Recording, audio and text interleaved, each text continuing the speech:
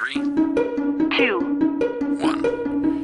The resurrection of Jesus took everybody by surprise. The disciples weren't expecting it. They knew perfectly well if you followed somebody who you thought was the Messiah and he got killed, then that was it. We know of at least a dozen other messianic or prophetic movements within the 100 years either side of Jesus. They routinely ended with the death of the founder, and if the movement wanted to continue, they didn't say, oh, he's been raised from the dead. They said, let's find his brother or his cousin or somebody who can carry on this movement. We can see how those Jewish groups did that.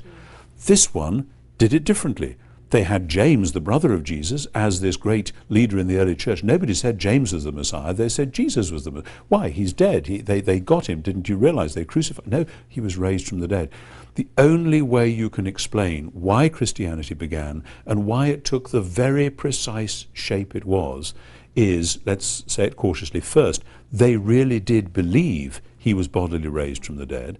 And then if you take the second question and say, why would they believe that? You can go through all the theories that they found themselves forgiven, that they had a fresh sense of the presence of God, that this was cognitive dissonance, etc.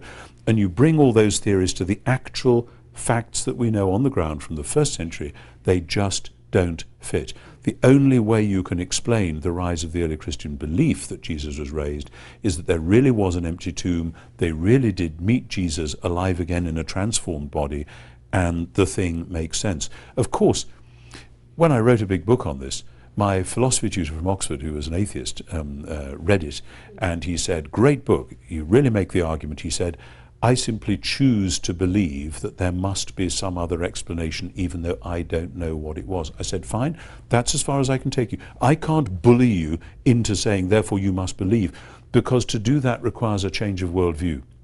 But once you change the worldview and say maybe there really is a creator God, and maybe this creator God really is sorting out this sad old world at last, then everything else makes sense in a way that it doesn't with any other possibility.